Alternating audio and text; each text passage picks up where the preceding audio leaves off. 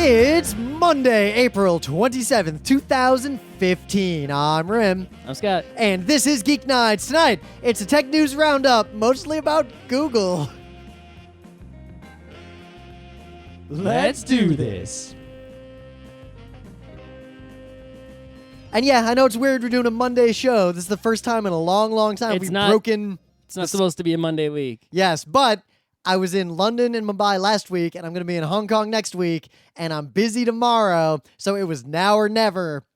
I promise we'll be back on a normal schedule. We can do a After Thursday next show week. on Thursday. Yeah, we can.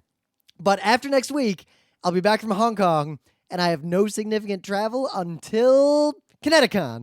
But anyway, so a while ago, I was talking about what phone I should buy, and it was all speculative, and I had to make the decision because when I got to London, after Mumbai, I landed. I had a whole day of meetings the next day, like all over the city. And I hang my jacket up, and I sit down, I turn on my laptop, and I start typing and doing, like, sending emails. And then I hear a little like glass shattering. Okay. That was weird. So I kind of look around the room, and I'm, when you hear a weird noise, I'm like looking, and I kind of ignore it. And then later, I go to get my phone out of my jacket, and the screen had literally exploded. From air pressure or something? I guess. Or? I mean, that phone was a Nexus 4 that I brought to Australia, like the previous Australia trip. And I've beaten the shit out of that phone. Like, I've dropped it 1,000,000 times, and it's just been invincible. I imagine, like, there was some fault or some, like, micro fracture that had been there from all this collected damage, and then flying a whole bunch in a row, and then, like, being in London and the temperatures and whatever just finally caused it to give up the ghost. Mm-hmm. So, let me tell you. That was the first time in a long, long, long time that I did not have a smartphone in a situation where I expected to have a smartphone. Oh, it really sucks, doesn't it? Yeah, you know what? Anyone who says, like, oh, you should try the disconnected life, like, leave your smartphone at home, like, no, fuck that. Smartphones are a necessary sense for the modern era. The life that we led before we had always connected smartphones was a disastrous life. I mean, I had to, the worst thing is I had all these meetings, so suddenly I had to, go to Google Maps and, figure out where all the meetings were and how to get to them in advance. That took, an hour when I could have just walked out the door the next day not giving a fuck. Mm-hmm. And then I went to go to bed, and I reached for my phone to set an alarm. Oh, shit. So now I have to, figure out how to use this, jank-ass, non-smart, radio phone in the room to get an alarm in the morning. And you know what? That UX was so bad, I was so unconfident in my ability to do this that I set a test alarm for 5 minutes from them just to make sure the fucking thing worked. I didn't oversleep through my meeting. I would have done the same thing. Yeah. So not having that phone, and the thing is, everyone always says, oh, not having the smartphone, you'll pay attention more. You won't be distracted by your phone. At no point did I miss the phone's, Twitter garbage. That stuff's, pleasant, but not important. I missed maps, getting phone calls, getting emails and texts, looking things up. The stuff I actually use in my daily life. So, yeah, I had to decide, and I did, in fact, buy a new phone. I bought a used, refurbished Nexus 5 because literally it is still the best non-iPhone money can buy. Why did you just get an iPhone? I'm kind of waiting because I want to wait till September. But September, it's going to be like the iPhone 6S. It's going to be you're going to be on the bad schedule. I'm on the good schedule. I get the major upgrades. No, I want to wait till September to see what happens because there might be a Sony Z4 or Z5 compact. So I was very close to saying fuck it and trying the Z3 Xperia compact because it was only, the price has dropped so much, it was only $80 more than a used Nexus 4 or a used Nexus 5. It's not that expensive of a phone anymore. And hardware-wise, it is literally, I think, the best phone hardware on the market, other than it doesn't have the best phone that's reserved for the iPhone 6 Plus. But despite the 5.0 Android update being available, it still ships with 4.4, and I just could not trust that I would actually be able to get the upgrade, so fuck it. Why don't you go get that OnePlus phone? Honestly, I just bought the cheapest phone that was going to keep doing to hold out till September and see what the lay of the land is. Because Nexuses are so popular. If I fix my Nexus 4's screen, I can still sell it for a lot of money. Like, people really like the old Nexus 4 and 5. So I'm confident if some awesome phone comes out in September, I can just resell this Nexus 5 for a reasonable amount of money. And basically, I'm paying like $50 to rent a phone for half a year. It is surprising to me how it's like it used to be where the only kind of things you would repair would be purely mechanical things like cars or, computers, desktop computers. Like laptops were mostly unrepairable except for some parts, right? TVs you didn't really repair once they became LCDs instead of CRTs and became cheap. Like, people stopped repairing things, but with phones, like, I'm seeing the comeback of repairing, and a lot of people are making repairs to phones, self-included, that are quite successful and inexpensive. One, phones break more often. Two, they break in it. Like, the majority of breakages are within a pretty narrowly defined band. Like, they get such heavy usage that they break, but think they about cost this like a lot laptop. of money. How many fucking million things can go wrong? Like, you drop a laptop, like, just roll the dice on, like, crit to center torso, crit to left torso. Like, shit went Internal down. ammo explosion. That's the battery goes. But with a phone, like, most of the time, screen shattered, it's replaceable. Back's shattered, it's replaceable. Battery breaks, it's replaceable. Motherboard, well, fuck it, it's done. But enough of, like, there's such a narrow band of things that break, and most of those things are fixable, unlike more complex technology like a laptop that just has a lot more shit It's mostly going just on. the fact that it's so small and tight and cramped that it's not like a computer is also complex, but a desktop you can open it up and really you got a lot of air and space to move around in there. True. A human being can work on it. But at the the only same reason I time- don't fix a laptop because like you open it up, it's like, well, not getting back together. Yep, like if I spill coffee in my keyboard, I just buy a new keyboard and plug it into the USB port. You spill coffee in your laptop, that's like a $400 like keyboard All replacement. right, like what if you spill coffee on that mixer there? It's like, how are you gonna fix that? I would just cry. Right. Though actually, that mixer is eminently repairable. It comes with a full schematic, Sure, like a but- full one. Sure, but And- it's still a huge pain in the ass. But the only digital part is in this top right corner here. So all the rest of this shit, oh, it's just analog bits? I could probably just like wash it with solvent, let it dry, and then it would just work again. Maybe. Like, I've repaired that kind of equipment many times in my life. Analog bits are much easier to fix. Yeah, and most audio is analog. Yeah. All right. So yeah.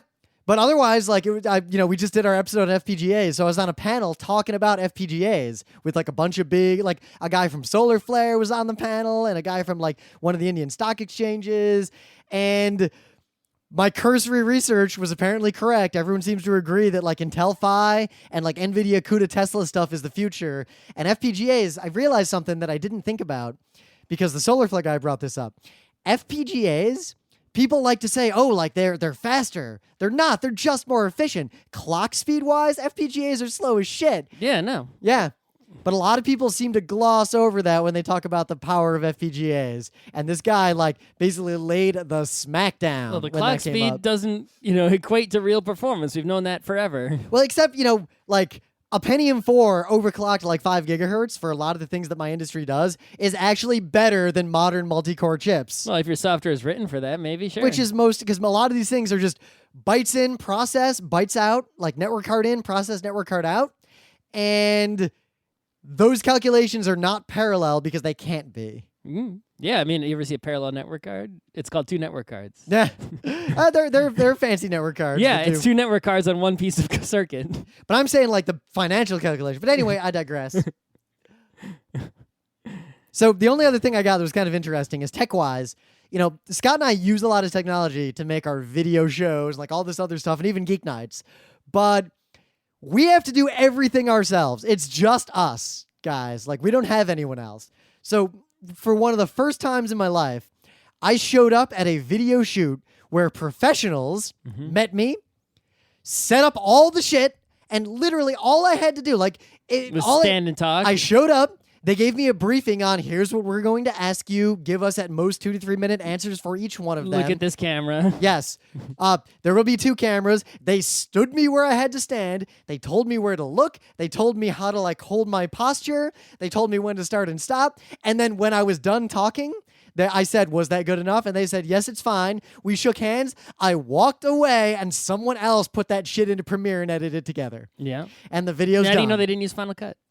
I know they use Premiere because I talked to them. Okay. Because I was like, oh, you got this kind of microphone. He's like, oh, yeah, well, because this other kind of microphone. And I was like, I see you're just using DSLRs as your studio cameras. And he was like, yeah, there's literally no reason to buy a modern studio camera. You're not making movies. Yeah. You're making some crappy video for a website. So, yeah, technology is great, but as much as Scott and I are like the whole point of Geek Nights is Renaissance geeks, like know about everything. When you start to do a lot of stuff, you've got to find friends who are experts at the things that you don't have time to be experts at, because you literally cannot be an expert at everything and do everything efficiently unless you don't have a job. I was trying to use After Effects the other day. Yeah, I can't for shit. I'm beginning to understand like the fundamentals of how it works, but I still can't make anything that looks good. I even found a tutorial on YouTube and copied it exactly, like step by step, like the exact numbers and everything that guy was doing, and mine didn't look the same. I made a motion graphic, but in After Effects that would have like a lower third, like kind of come in and then fade out, like, and I could like use that. But it took me so long, it was easier to just like do that with Premiere's animations. So, but yeah. Yep. So anyway.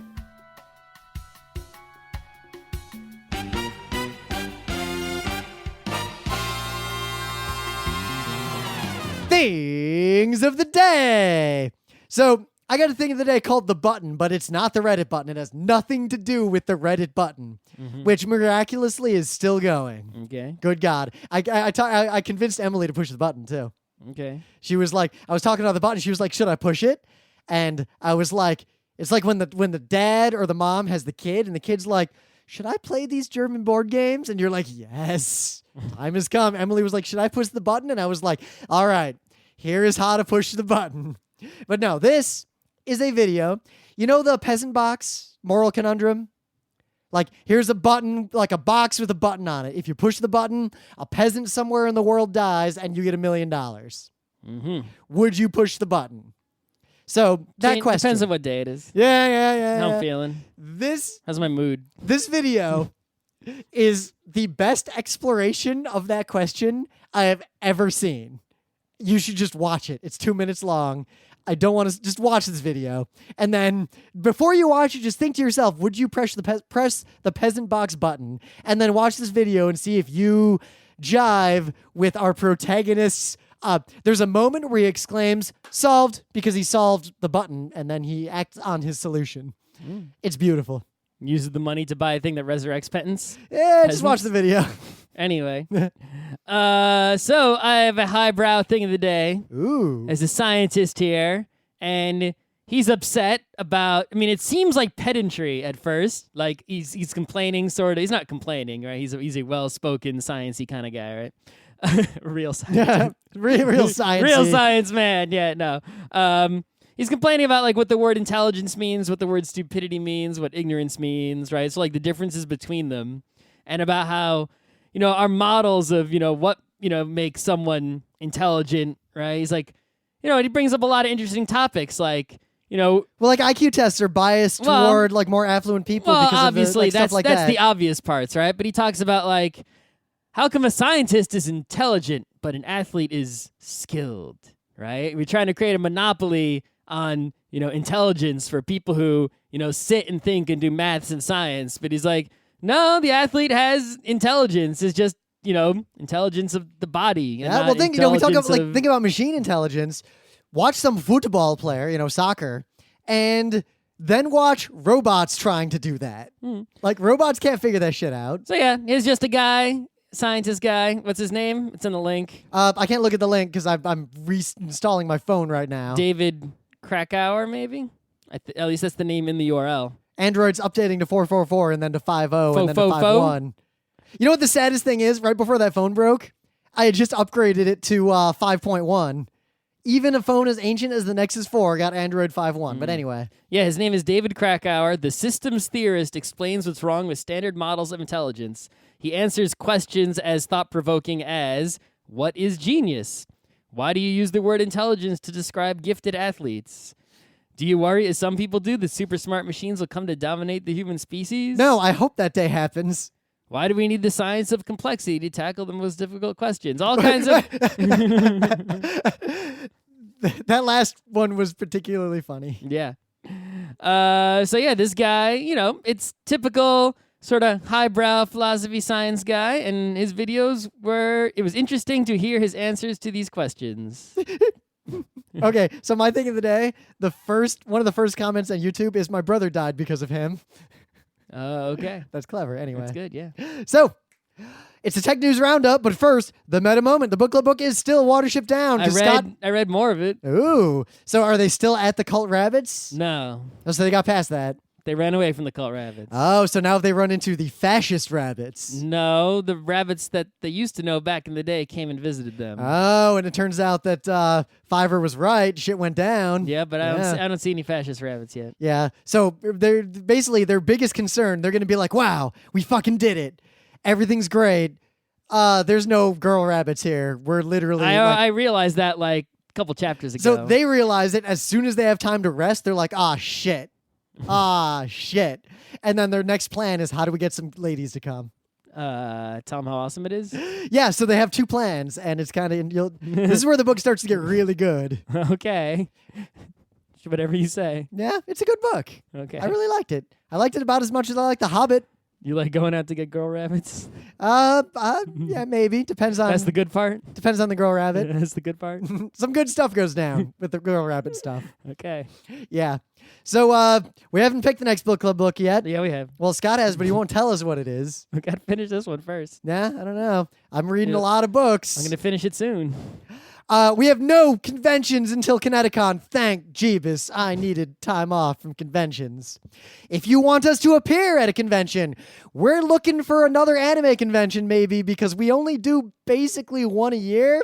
So send money. We made a bunch of, we kept making, we have awesome anime panels, but we basically do them at Anime Boston and Kineticon and maybe Zenkai-Con. Meanwhile, Rewrite a Panel for a PAX, we do it at 7 conventions. So, feeling salty about putting all this work into these awesome panels just to do once or twice. Mm-hmm. But at the same time, you've got to be a real anime con, at least 10 or 15,000 people. So there's only a few of those. Yeah. We're talking at least thousands of people, right? And the closer to us it is, the smaller it can be, and the more money you give us, the smaller. In fact, you know what? Be. As long as a few hundred people will show up in the panel rooms, that's enough. Yeah, and if you have games that we can play when we're not doing panels, that's good too. Yeah. And if there's good food near you, that's also good. Yeah, and don't be SDCC, because I just really don't ever want to go to SDCC. Yeah. Or SoccerCon. Sorry, guys. Sorry, guys. Not going to DashCon either.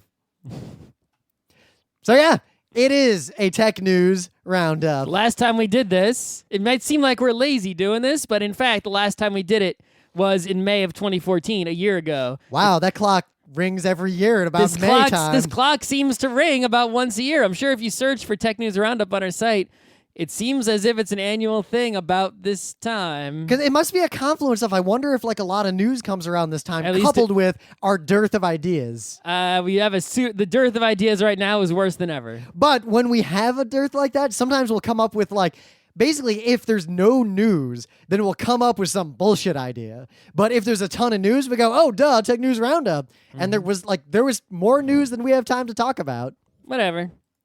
So first things first, Google is involved in a lot of these, but Google is being sued because the median... By who? By... I can't tell. Okay. But the problem that is being described is that the median age of employees at Google is 29. Thus, clearly, age discrimination. Maybe. Now, what's funny is I did actually interview at Google recently. I went through that whole process because some recruiters just wouldn't shut up and kept bothering me. So I went to the phone screening, and I went in and spent this whole day with all these people. They bothered me a bunch too, and they keep bothering me occasionally. And every time they bother me, I'm like, yo, I really don't want to work a lot. How's that going to be? And they're like, oh, okay, never mind. Wow, Scott, because the people I talked to were like, that's pretty much fine. We're 100% results focused, And the kind of job it would have been was actually like very much like these people don't seem to show up too early to the office.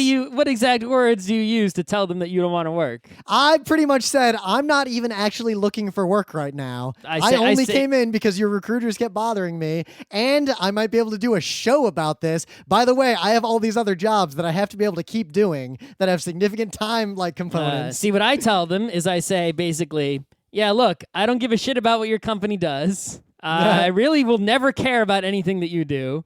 I'm really only interested in leaving where I am now if it is a significant life upgrade. And those are the words that I use. And people are like, well, maybe we are. Some people are like, oh, okay, never mind. And some people are like, oh, well, maybe we are a significant life upgrade. Like Pandora called me. And Pandora, actually, that's a good backup plan. Yeah. Right? And they were like, yeah, we just work whatever hours. The guy told me, like, yeah, his daughter was sick. He just left work, no problem, for many days because they're totally cool like that. And they pay enough and everyone in the office is cool. And I'm like, that all sounds great. That's perfectly fine. But that's exactly what I have now. That's not an upgrade. An upgrade would be I work 3 days a week, every week, no matter what. And if I'm sick, and he's like, oh, I see. I'm like, but you know what? If my company like falls apart or something, I'm totally going to call you because that sounds like a horizontal move. Yeah. But that's the thing is like, I'm like upgrade. If the ship is sinking, move horizontally to another ship. If the ship is not sinking, only get on a helicopter or a space rocket. Right. It's like, I'm looking, everyone who calls me, none of them, when I say significant life upgrade, they don't have a significant life upgrade. I should start using that term. Yeah. But anyway, if the median age is 29, I'm already like way older than the average Google employee.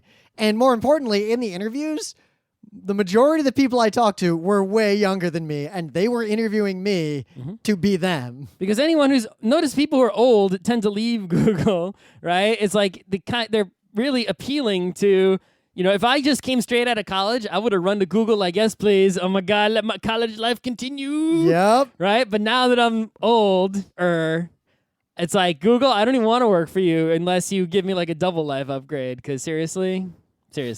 Well, it depends. So that's the thing. Is like, is it actually discrimination?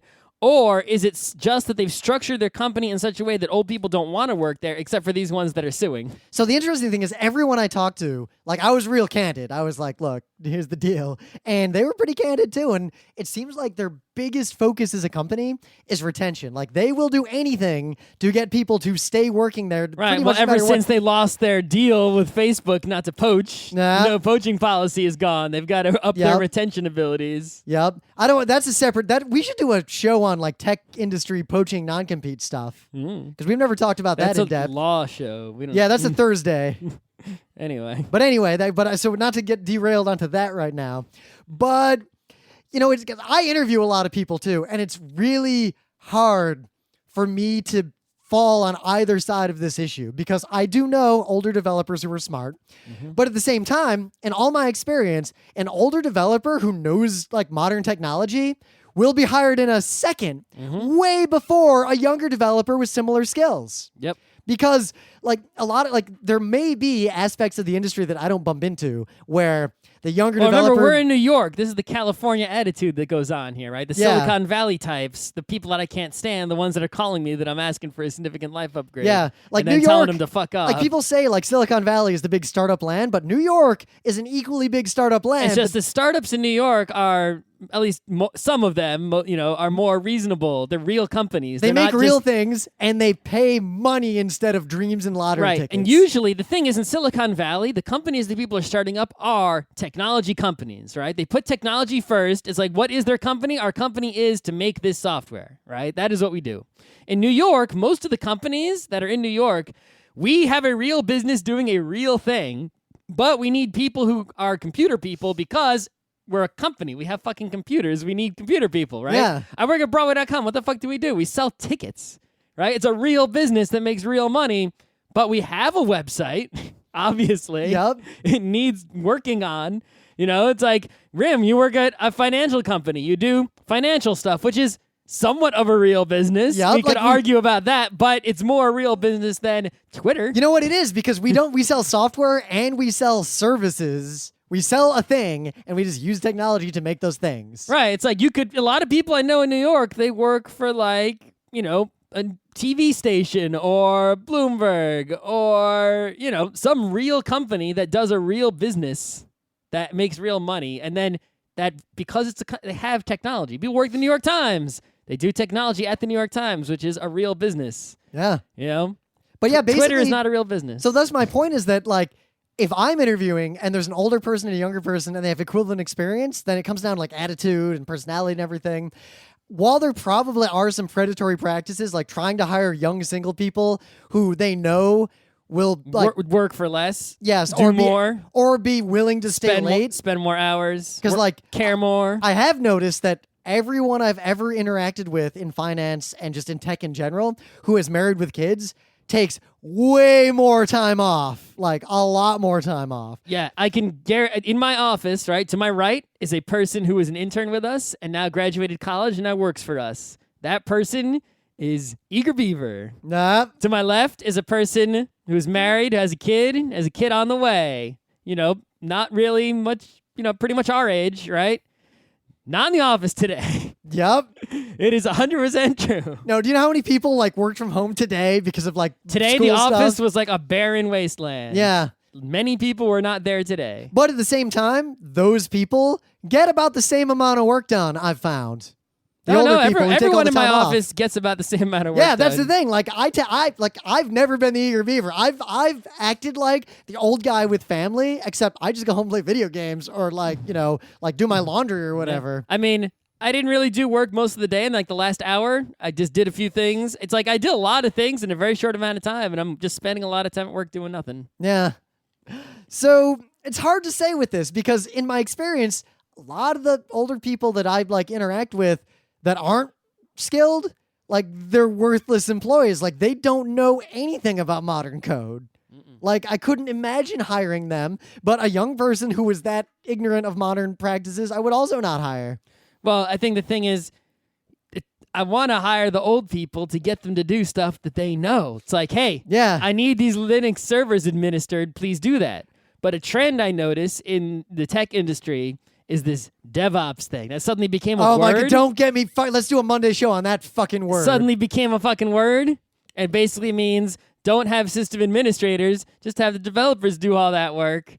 And because all your shit's in the cloud anyway, you don't have computers lying around. There's an argument around that, but the way I would put it is your ops people should also all know how to write code and be smart about tech. They shouldn't just be system administration certification. Right. Anyway. But yeah, and that's killing the jobs that a lot of those older type people did, who is administer some Unix for us.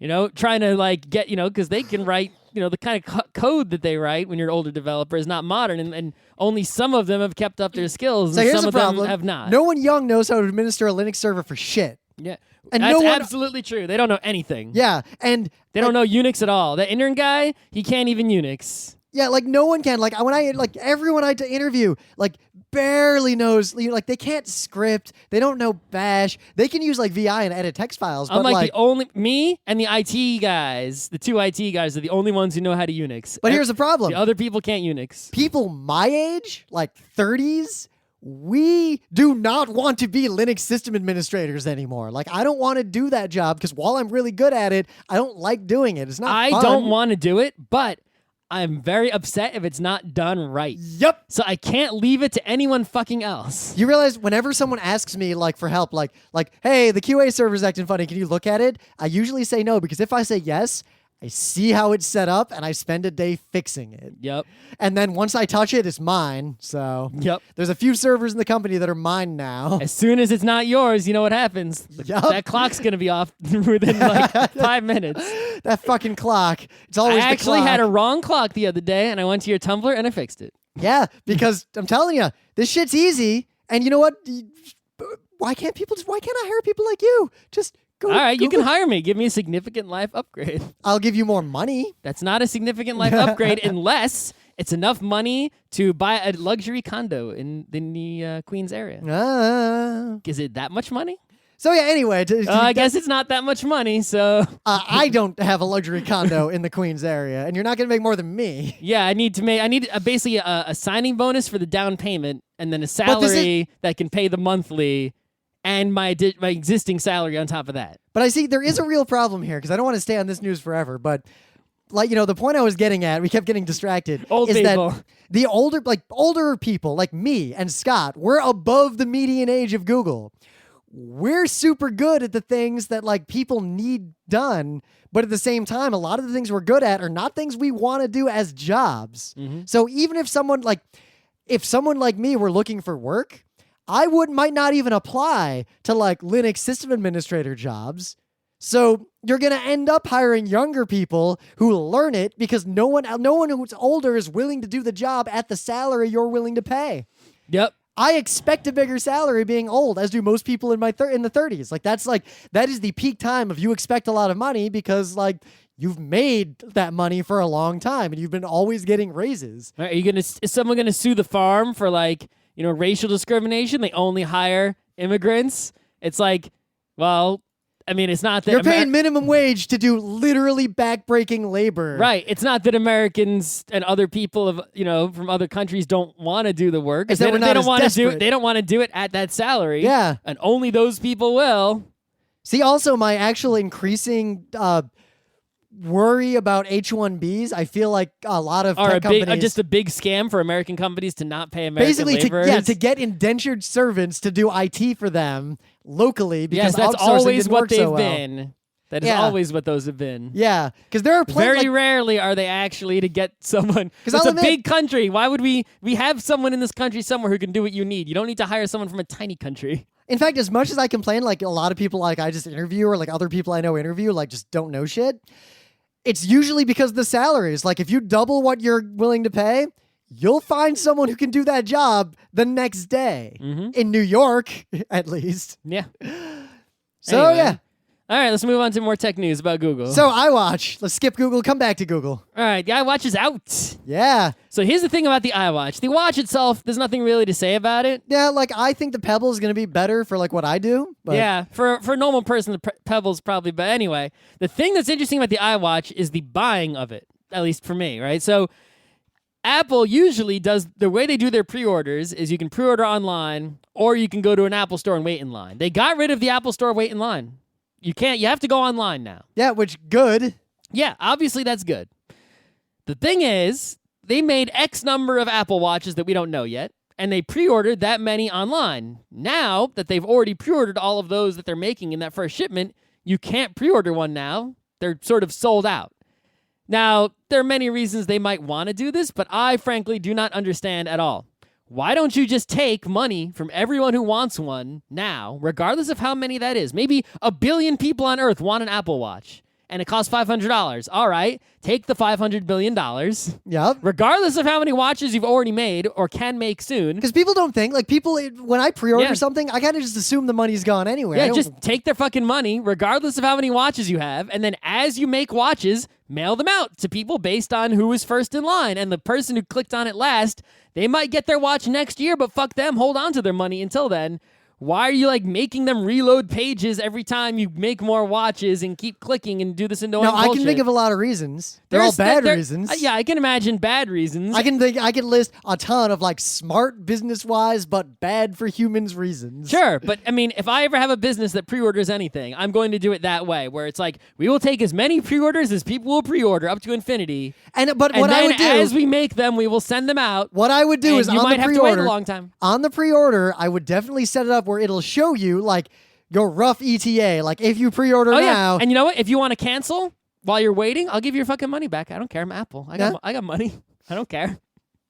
Right? Why don't you just do it that way to save everyone the hassle? Not that I want even. And then Apple you take one. all this pre-order money and you invest it in short-term like money market safe thing. Yeah. Yeah. Now here's the only other thing I have to say about Apple Watch is, if you don't want Pebble Watch, if you're a big Apple person, you have a Mac and an iPhone, you're probably better off with Apple Watch. Definitely. Get Apple Watch 2.0. Look at every Apple product that has ever been made, right? Look at, say, the iPhone 1. Not good. Not a good deal. But the iPhone 3G, not bad. Even today, I mean, it's like, all right. All right. iPhone 3G is still better than a lot of feature phones. This is and if you compare every iPhone to the generations of iPhone that are next to it, adjacent, the iPhone 1 to iPhone 3G was the biggest jump. All right. Think about iMac. the first iMac, the colored fruity thing, Oh yeah. and the second iMac, big ass jump, right? Since then, I guess there were a couple other big ass jumps. So the iMac's pretty old, right? yeah, but like we've still got one of those second gen iMacs. Yeah. And like it still works and it's still like a pretty good computer. Right. iPod, right? First iPod with a physically spinning wheel. Yep. Then they made the jump to the not physically spinning wheel, right? That was Yeah, a but big jump. here, put it in stark comparison. The first iPod was what, like $400 something, right? Yeah. You could buy basically a CD player that would read MP3s off of a CD for like $100. Yep. Anyway, if you look at Apple history of Apple products, the second gen is usually the biggest jump in awesomeness. Look at the first iPad. It's huge. Second iPad, perfectly fine today. Yep. It's the same as all, right? So I would recommend the Apple iWatch 2 that's going to come out next year or the year after is going to be so insanely better than the iWatch 1. It's going to be way thin and way awesome, right? Just get that. It's going to be great. Well, it depends. There's one different factor iWatch here. 1, not a good deal. There's one factor here. The collectability factor. I have the iWatch No. 1. Check how cool it is. Yeah, how much money can you get for an iPod 1? Good point. Yeah. Android, the first Samsung phone, Nexus 4. Yeah, let's go. Yeah. So, even the Google Glass. But I guess the factor is the fundamental thing limiting these devices is wireless communication protocols for like local high bandwidth that is like power efficient and battery technology. Until battery technology has a fundamental and significant game-changing shift, the watches cannot get much better than they are now. So, you might just have to wait until there's battery news. Maybe. I mean, the Apple iWatch lasts all day, apparently, and you can plug it in just as easily as the Pebble. The current Pebble lasts more than all day. The Pebble time is supposedly going to last for fucking ever.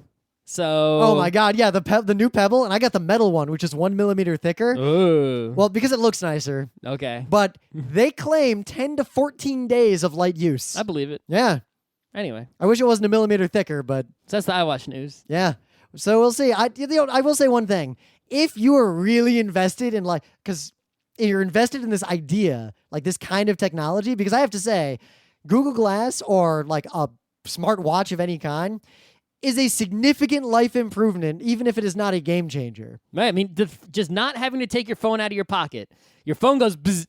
If you don't have a watch or a Google Glass or anything, you're taking that phone out to see what that bzz was, because that could have been a call from mom. It could have been a really important email. Yeah, tell me to my face that you're going to wait. Or it could have just been like, the sports news, like Mets game starting, right? So you got to manage your notifications heavily. But if you have the watch, you can turn on more notifications. You don't want to turn on too many so that your wrist is shaking all the time. But you can turn on more. And then you see on the notification on the watch and you go, oh, I better take my phone out. This is important. Or don't have to take my phone out. That's just the Mets starting. And it's the greatest. It's totally worth it, especially since an old Pebble watch is actually the current one, way cheap, and the next one, not really expensive either. Apple Watch for the rich people with money.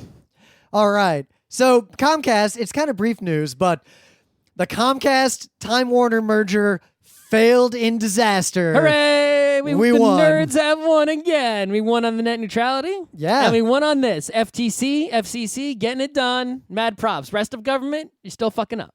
Then we're not going to talk about, I mean, you can read the stories on why it failed. And what it came down to was basically the regulators were looking at it. So they were like, oh, well, now we're fucked. Yeah. And two, everyone realized it will that cost us more money to fight and fail. Because it's probably going to fail. Let's not even bother. they only probably even considered the merger thinking that the lobbying They could money pull a fast one. Yeah, was going to make sure that no one looked into this too closely. I don't think they expected the angry public to turn into the government actually looking at it and actually starting to evaluate it. And like Comcast just started to look worse. Yeah, because they slipped through that worse. NBC Comcast, no problem. They're like, oh, well, we slipped that one by. Let's do it again. Yeah. We should probably undo that previous one. In fact, we should undo a lot. Yeah. Should probably break apart Verizon and Verizon Wireless. A lot of things need breaking. Yup. Yeah. So this is just great. Like, this is a tech victory. It's kind of unprecedented. A streak of the U.S. government doing the smart thing in technology, mostly due to public outrage. Mm-hmm. Pay it when there is public outrage to be had in the tech sector, do it. Like, send those letters, send those emails. Like, it sounds dumb, but when the FCC got those like millions and millions and millions of emails, they really didn't have much of a choice. Yeah, like Congress can't easily like fuck with these things when there's that much public support. The reason that it was able to work in that case is because those emails were public. When you email your congressperson, you don't know, like, let's say our congressperson is going to do something bad. So everyone in Queens, in our area here, and I guess also includes the east side of Manhattan, we email that congressperson and we're like, don't do this evil thing. Let's say every single person in the whole district sent this letter. They're probably going to listen to us because they're going to vote against them if they don't do it. But they could just go straight on TV or whatever and say, my constituents are really supporting me in this, and I'm going to do it. And we have no idea. We're all sitting there believing that we're the only one in the district that sent them a letter saying no, and that everyone else told them yes, or who knows what. But if you go to the executive side and go after the FCC and say like, hey guys, all those comments are public, and so the FCC, anyone can see, hey, the FCC just isn't going to do this net neutrality thing, even though so many millions of people just told them to. That's fucked up, yo. But more importantly, the FCC can take action based on that without Congress's approval, usually. So far, because that's what the law says. Congress can undo the law. Yeah, but then what happens is actually they're doing it with Congress's approval. It's just an old Congress. The Republicans are trying to like undo all this stuff in Congress It's now. the approval of an old Congress that wrote a law. But you're cutting me off. Here's what I'm getting at. Yeah. If you lobby the FCC with public outrage, the FCC will often now apparently do it. And then basically they have to dare Congress to undo it. An individual congressman, even if their party line is against the thing that got done, if they come out publicly against what the FCC did, then they come out publicly against widespread public consensus, and that it looks real bad for re-election, even if their constituents are nominally against the thing. Anyway. So we just said we want to break all these people up, so the EU is once again trying to break Google up. No. Massive, massive, massive antitrust case against Google. Well, while I don't think that breaking up Google is necessarily the worst idea, I don't think it's a good idea. Well, maybe not. But this particular case is really bullshit. This one is not the right way to be going, Euro. Yeah, Europe has done this many times in the past. Europe is like I'm glad that nothing I do is under the purview of European laws. Right. So specifically, what they're upset about is sort of Android's monopoly, which is strange because they got iPhones there. The iPhone is ridiculously popular. I don't understand why they think Android has a monopoly, first of all. Also, Android is open. Like, you can just use it. That's like saying Linux has a monopoly. Right. But apparently, what some of this case is based on is actually the previous case that Google thankfully won against Oracle, right? So remember when Oracle was going after Google because Android was all Java-y? And Oracle bought Sun and then went after Google on the Java front. They were like, oh, you're using Java without paying us money in your Androids. And they lost, which is good. We won that one, right? Yep.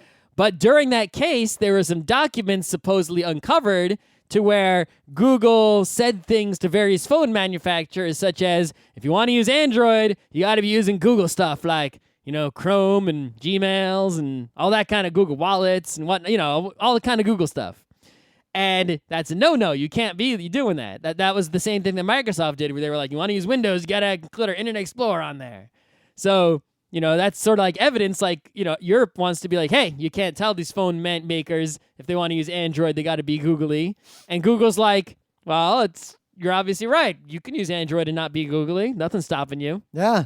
But they're still pushing with this case, and I guess there are a few European companies complaining about Google, as they always do. Like, they're trying to make Google do all these search changes. And yep. But, like, most of the time... I don't know why Google puts up with it. If I was Google, I would just be like, immediately, as soon as they said anything to you, I wouldn't even send an ultimatum. I'd just cut off all the Google in Europe. So be like, all right, you're going to use Bing? You're going to search for stuff on Bing? It's not just that. Everyone in Europe who has Gmail suddenly lost all their email. It's like, oh, that's too bad. YouTube, just gone in Europe. It's just off. No one in Europe can see YouTube. Put it this way. They're just so fucked, right? And it's just like, stop suing us. We do exactly what we say, and we'll put it back on. And I guess you could just immediately basically conquer. But Scott, we'd the be entire super continent. mad if some other companies did this. What it comes down to is that breaking up monopolies, the whole intent when would of I that. be mad? No, the whole intent. Give me a scenario where I'm gonna be mad. Well, So what if it was Microsoft Okay. trying to prevent... trying to think of a really good example here. Because here you're trying to... So what if Microsoft used their power to say, yeah, Linux should be illegal. Like, you're not allowed to install Linux. And they just said, we'll just fucking pull out of the U.S. unless you make Linux illegal. All right, pull out. Okay, so they do. Good.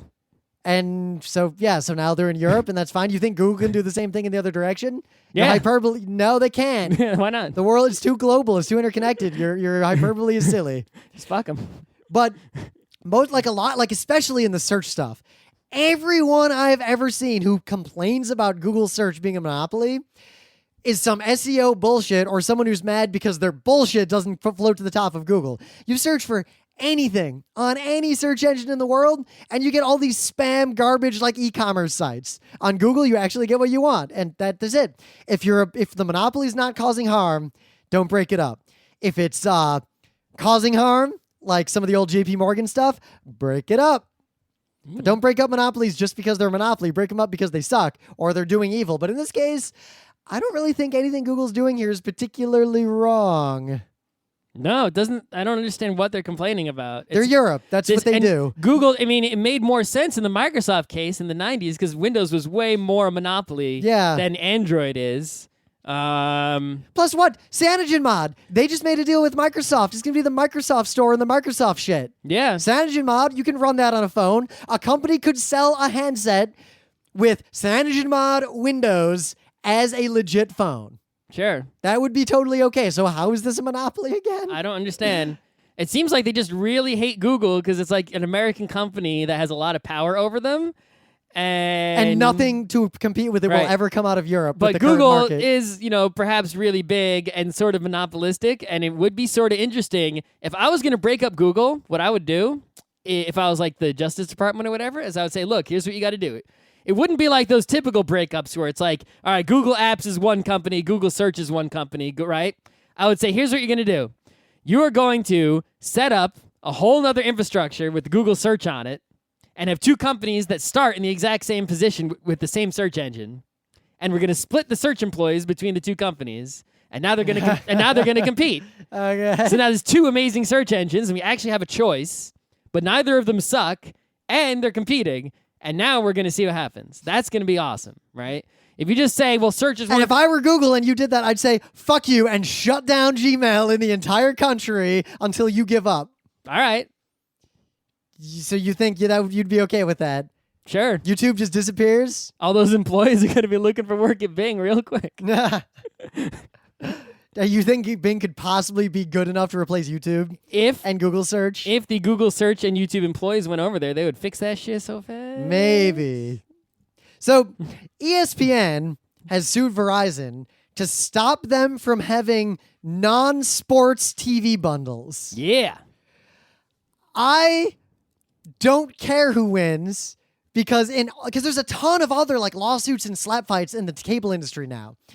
Fuck them all. I hope this is when like 3 warring states, the two bad evil. Oh, it's like we're sitting here in our kingdom in our castle looking down and we see the evil shogun from the west is coming. And then the evil shogun from the north. From the east. Yes. And it's like they're fighting and we're like, yeah. All right. I mean, I do this in Civ 5 a lot. I get 2 enemies who are both at war with me. Busting out the sake, like, what's up?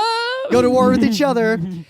Fuck the cable companies. Oh, is that Genghis Khan over there? Yeah. Who is that? Is it Montezuma? Hey, Genghis. Going at it? Oh, shit, by son. all means, just don't throw anything over my walls, and you are welcome to go right past. Well, in fact, we'll throw food for you. Just go nuts. Have fun. Yeah, I founded a new religion of popcorn. Popcorn over here. Because seriously, fuck these guys. I just want to watch stuff on TV. The nails are in the coffins. HBO, all that Cartoon Network stuff that's hard to watch is just on Hulu now. Yep. Like, everything's going internet. Fuck these guys. Right. So I've talked about this before, but I'm going to say it again for people who don't know, right? The math of how this works. So you might be thinking, well, why don't cable companies just let you choose exactly the channels that you want? Right? I want ESPN and I want Cartoon Network, Comedy Central. I want 3 channels. Give those to me. I'll pay for those. Right? Well, here's the reason why. That would cost you not really much more than the $50, $60 a month that they're charging anyway. And the reason for that is, You're basically subsidizing the same way that insurance works, right?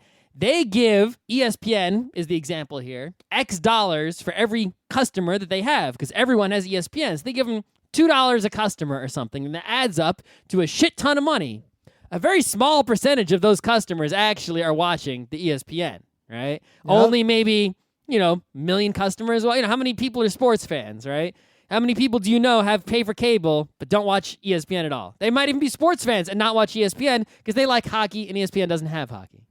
So they just watch NBC Sports. So you have this channel that they're paying $2 a month for that they're not watching. And that adds up to a shit ton. If you only had the people who actually watch the channel pay for it, if they all paid $2 a month, obviously ESPN's making a way less money. They're not going to be able to have ESPN. ESPN costs a lot of money to run. You got to have cameras. You got to go to all these sports events, trucks, broadcast equipment, talent on the net. It's a really expensive business endeavor to have ESPN. They need that large amount of money even to just happen. They're not really raking it in. It's part of Disney, but it's still, they're not, immensely profitable, right? So they'd have to charge, if the only people who watched it paid for it, they would have to charge those people $20, $30 a month, something ridiculous. And no one's paying $30 a month just for ESPN, even if they want it. Even if they were an ESPN fan, they're not paying $30 a month just for that. You know what $30 a month gets you? Are you insane, right? And you're not going to pay that for one TV and never station. mind, forget about all the other channels with all their ads and all their bullshit that literally only exist because they're subsidized by the rest, and they have this closed loop revenue stream of fake advertising and people who have the channel but may not be watching it. And there are also a lot of channels on there that wouldn't be profitable just on their own. They get pennies per subscriber, or sometimes they're even paying the cable network to be on there or just on there for free so that the cable network can say we have X zillion channels. There's an entire ecosystem. I think the majority of television stations, in quotes, in the US, the vast majority will disappear. Those companies and everyone involved will be bankrupt. As less and less people have cable, most of these channels are just going to completely vanish, right? More and more. And it's going to be even if some cable company is yeah, if you get us, you can have all 30 channels because all these other ones are gone. Yep. And it's pretty much going to be direct people to content makers, and channels are going to die, which is great. YouTube is basically the channel now, which, another monopoly for Google. Oh, yeah. Well.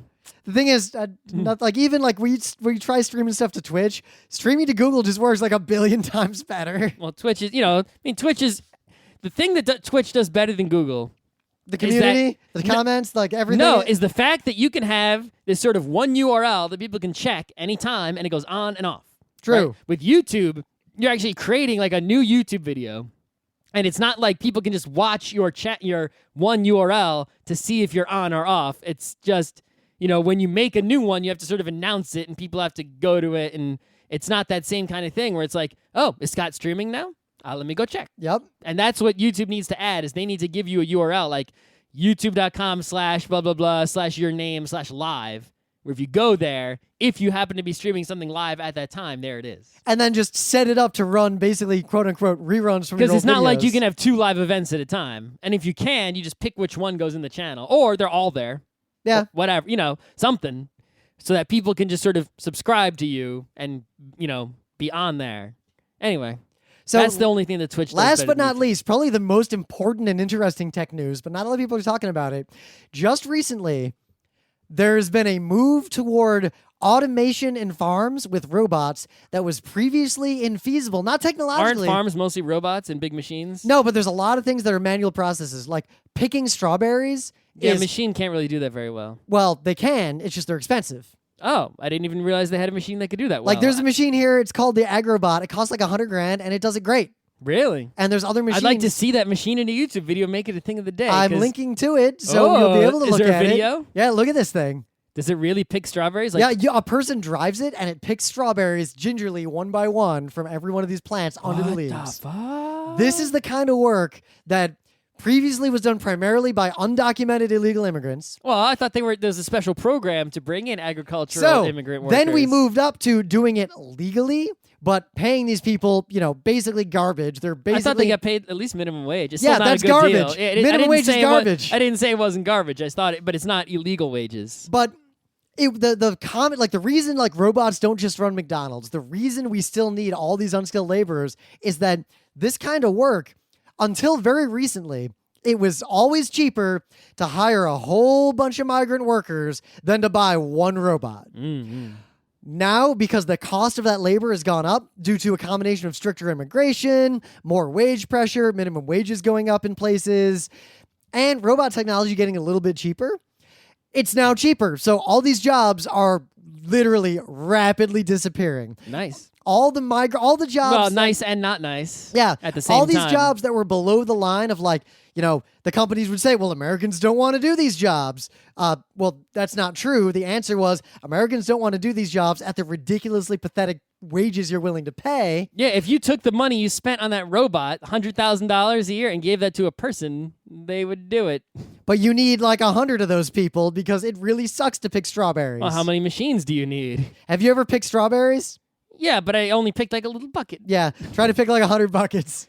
Yeah, if I had to spend all day doing it, no, you go to the farm for like an hour and you pick one nice bucket and you go buy some cider. Yep. And you get a little You're going around and donut. picking like the best individual strawberries. Yeah, you don't pick all of them, right? You ate a half a bucket's worth just while you're walking around. And then you poop like crazy. And so it goes. you barf some blueberries up. Keep an eye on this. We're hitting a huge turning point. Robot cars are going to be another turning point because, as people don't like to talk about, the majority employer of adults in the middle class in the entire United States, far and away, is driving vehicles, driving cars. Trucks also. Yeah, well, trucks, driving cars. Mm-hmm. Driving like vehicles on roads to places. Mm-hmm. Robot cars destroy the single largest employer of adults in America. Mm-hmm. Meanwhile, ahead of that, these robots are destroying one of the other biggest employers of adults, but it's low-income earning adults. So we're hitting a really big turning point now in our lifetime, and I don't know what's going to happen. We're going to destroy. We've known about this for a long time, but people in power don't seem to pay attention but to now, little nerds like us. We keep up, but now we're not at the point of they we weren't know what's reading going to the happen. Diamond Age or anything, Yeah, but we knew it was going to happen. This news is that this year it for real actually started happening. And it started happening No, way it back. really it's didn't. just vastly accelerated. Yeah, but we knew, we saw a little crack in the dam, and we paid a boy to stick his finger crack in the it. dam was before we were born. Like the and they paid a lumber boy to stick his finger in it, and we saw another tiny crack, and they stuck their finger in it. Just now, a whole chunk of the dam just fucking broke out. Yeah, I mean, we knew that was going to happen, but there it goes. Yeah, it actually went. There it Yeah, goes. There it goes. Any more? Yeah, the Rangers are playing tonight, and they're gonna No, they're fucking not. win. Yeah, they are. Oh. We're not doing this Monday show. The Rangers are playing tonight in about 5 minutes. No, they're not. Yeah, they are. No, Monday night, no. Yeah. Monday night. The Rangers are not playing tonight. Red Wings. You said Rangers. I might have said Red Wings too. You definitely did not. You said Rangers. Let's go back and see what I said. Yep, Scott was right. I said Rangers because I'm living in New York now. The Rangers is better than the Red Wings. They don't have to play. Rangers are taking a nap. Yeah. However, the Red Wings, if they win tonight, are going to be taking a nap. Meanwhile, very short nap. Yeah, but a nap. Meanwhile, there is a game 7 still happening. Yeah, whoever that wins that one, will be very tired to get beat up by the well-rested Rangers. Yeah. Pretty much the problem is the people who played the Penguins and Winnipeg got the longest nap. Yeah, the big sleep. Yeah.